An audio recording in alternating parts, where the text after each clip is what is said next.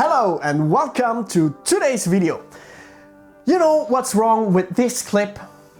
Well, it's too bright, obviously, but you know what's causing that it is too bright? It's exposure. The most important thing you need to understand if you're shooting video or taking photos. And that's exactly what we're going to cover in today's video, coming right up after the intro.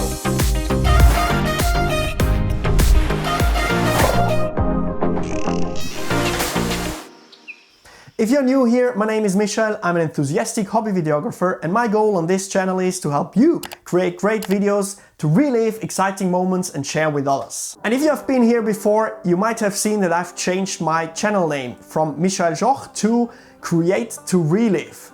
I have thought about this quite a bit and finally decided to go with this name because that's what this channel should be about. Let me know in the comments what you think, if you like it, if you don't like it.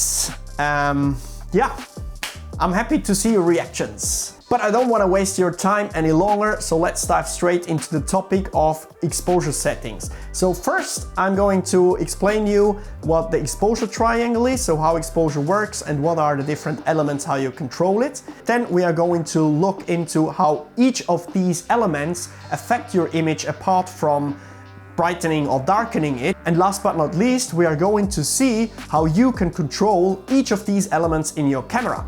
To get a good understanding of how exposure works, it's best if we look at the so-called exposure triangle, which consists of the three different elements that affect your exposure or the brightness of your image. It's gonna be shutter speed, aperture, and ISO. Each of these three different elements have a different impact on your footage apart from making it darker or brighter, but we're going into the details in just a bit. First, we need to understand what these three elements do and how they correlate to each other. So basically, your final exposure, how bright your image is always a mixture of different settings between those three elements. So when you make one element brighter, you need to adjust another element by the same amount in the opposite direction to get the same exposure. So you can have the same exposure with different settings, but that is where the other effect of each element comes into play. The first element is shutter speed, which is the most important one when it comes to video. It basically says for how long is the shutter in your camera open and for how long it lets in light onto the sensor. So meaning slow shutter speed, the shutter stays open for longer, meaning it lets in more light. The image is going to be brighter. But obviously, if you have motion, more is happening during the time when the shutter is open, which causes what we call motion blur. Now, why did I say it's the most important one for video? Because there is something which is called the 180-degree shutter rule. Basically what it says is your shutter speed should always be double your frame rate. So meaning, for example, if you shoot in 24 frames per second, the standard shutter speed should be 1/48th of a second, which in most camera is 1/50th of a second because you can't choose 1/48th of a second. Whereas this rule is important to get nice looking, good looking footage, it's definitely not set in stone. So let's see on a practical example how these different shutter speeds look in video. When you have a very slow shutter speed, lower than the one that it should be, for example, I go for 1/10th of a second, then everything is moving very slow. You have a lot of motion blur and it kind of looks surreal. It doesn't really look nice. If you're using a very high shutter speed, everything looks kind of jittery. So for example, if you go very, very high, like 1/1000th of a second, you see any movement kind of looks jittery and everything is just tack sharp. It doesn't look natural. And so if you go by the 180-degree rule, you see you have some natural motion blur when you're filming it. The second element is aperture. It basically defines how much your lens will open when it takes a picture.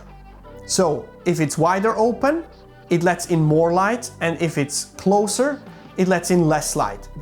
Aperture is measured in f-stops, so you'll have a number like f1.4 or f10, f16, and with this number, this is a bit counterintuitive because a small aperture means a large number. So f22, for example, would be a very small aperture because the aperture is closed and only lets in a tiny bit of light. On the other hand, a large aperture means a low f number, something like f1.4, f2.8, means the lens is wide open and lets in a lot of light.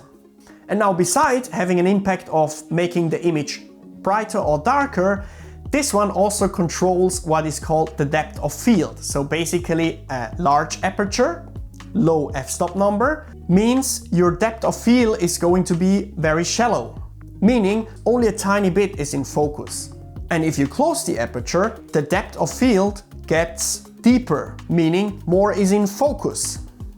And then the third element is ISO. ISO basically defines how sensitive your sensor reacts to light.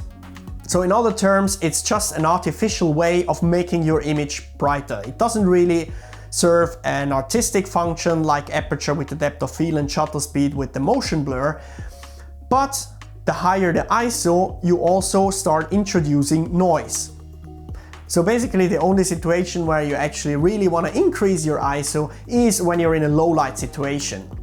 But what is the other way around? If it's very bright outside, if it's sunny, usually even if you close down your aperture all the way and you have your shutter speed according to your 180-degree shutter rule and your ISO is as low as possible, usually the image is just way too bright.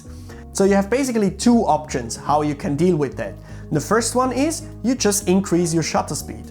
As showed you before, this will impact your footage, so it can make your footage look a bit jittery. But sometimes it's not that important to get the best looking footage, but it's more important that you actually capture it. And the other option is use a neutral density filter, which you can put on top of your lens. This is basically nothing else than sunglasses for your lens. There are different types of ND filter and different strength, but I don't want to get into the detail. The only thing you really need to know is you can use what's called ND filters to darken your image and still get the perfect shutter speed while choosing your aperture as you want it. And now that we have an understanding of what exposure is, what elements you have to control it and how they correlate with each other, the question that remains is how you can set these in your camera. So basically there are a few different shooting modes in every camera. The first one, which is usually the one that you're using when you're just starting out, is full automatic. So basically you let the camera choose all the settings like it wants.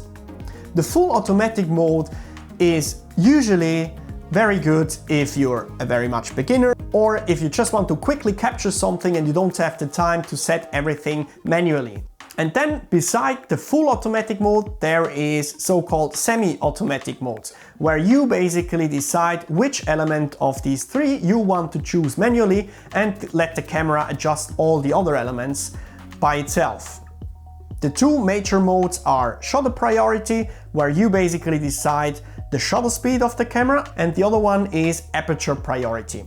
And again, these semi-automatic modes, they are also very handy if you want to quickly capture something and you just want to control one artistic element of the whole triangle, but you don't have the time to set everything perfectly right. And then the last mode obviously is full manual control, where you basically decide for every element by yourself. It's best used if you want to capture some cinematic footage, some B-roll, and this also is very important if you do some specific shots where you move from a dark place to a bright place and you only want to have it exposed for the bright place. So for example, if you do a reveal shot, like panning your camera behind a post or something else to reveal a scene, you don't want the camera to adjust the brightness for the dark part of the image, and then once you come into the bright, it just messes up the whole image. Then you want to have everything on manual, so it's obviously the whole image is underexposed when you're in the dark part, but then as you move, it's always correct exposing the final image. And that should give you a basic understanding of how exposure works. And as mentioned at the beginning, this is really a super important part of photography and videography, because that is how you control how you capture the light. Because in the essence, Videography and photography is nothing else than capturing light. And yet you might ask, well, I know now how I can set my exposure, but how do I know that my image is actually exposed correctly? Well, there you have a few different tools that will help you to do that, but that's too much for this video. This is something I'm going to cover in next week's video. So subscribe to the channel and hit the notification bell if you don't want to miss that. After all, it doesn't cost you anything, but I would really appreciate it. Give this video a like or a dislike if you like to do so. And until next week, I thank you for watching, enjoy your weekend and the week ahead. Bye bye.